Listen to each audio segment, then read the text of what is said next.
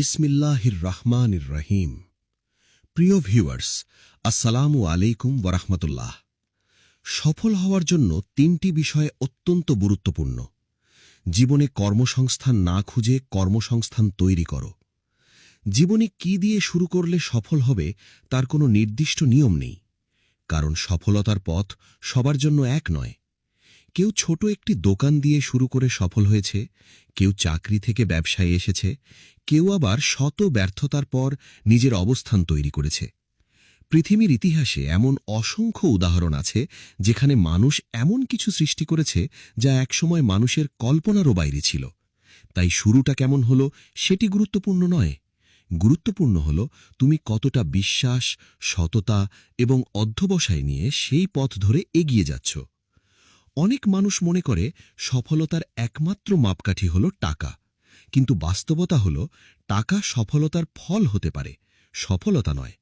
যদি শুধু টাকার পিছনে ছুটতে থাকো তাহলে হয়তো কিছু অর্থ উপার্জন করতে পারবে, কিন্তু দীর্ঘমেয়াদে তৃপ্তি, সম্মান এবং স্থায়ী অবস্থান অর্জন করা কঠিন হয়ে যাবে।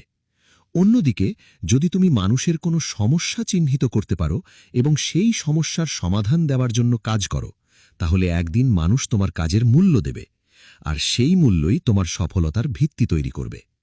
পৃথিবীর যত বড় প্রতিষ্ঠান, যত বড় ব্যবসা কিংবা যত বড় আবিষ্কার আছে, সেগুলোর অধিকাংশই মানুষের কোনো না কোনো সমস্যার সমাধান করার উদ্দেশ্যে তৈরি হয়েছে।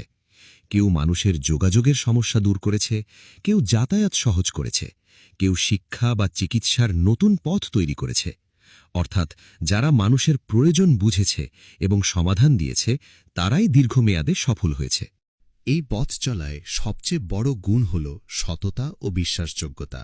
কারণ প্রতিভা মানুষকে ওপরে তুলতে পারে, কিন্তু চরিত্র তাকে সেখানে ধরে রাখে।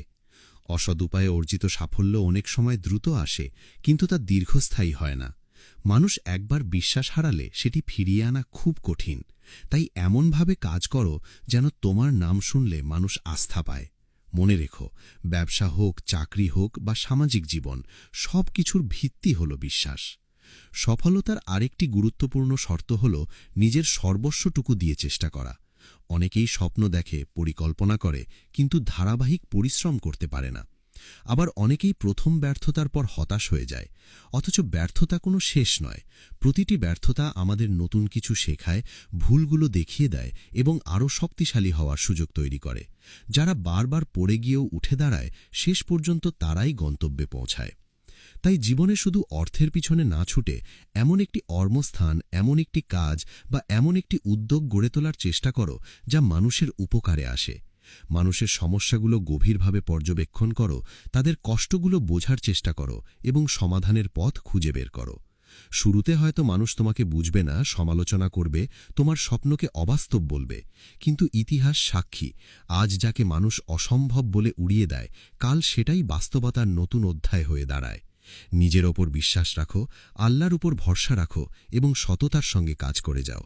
কারণ সফলতা কখনো হঠাৎ করে আসে না, এটি আসে দীর্ঘ সময়ের ধৈর্য, পরিশ্রম, ত্যাগ, সততা এবং অটুট বিশ্বাসের ফল হিসেবে। যে মানুষ হাল ছাড়ে না, যে মানুষ নিজের লক্ষ্যকে আঁকড়ে ধরে রাখে এবং প্রতিকূলতার মধ্যেও এগিয়ে যায়, সফলতা একদিন না একদিন তার দরজায় কড়া নাড়বেই। মনে রেখো, পৃথিবী তাদেরই মনে রাখে যারা শুধু স্বপ্ন দেখেনি, বরং সেই স্বপ্নকে বাস্তবে রূপ দেওয়ার জন্য শেষ পর্যন্ত লড়াই করে গেছে।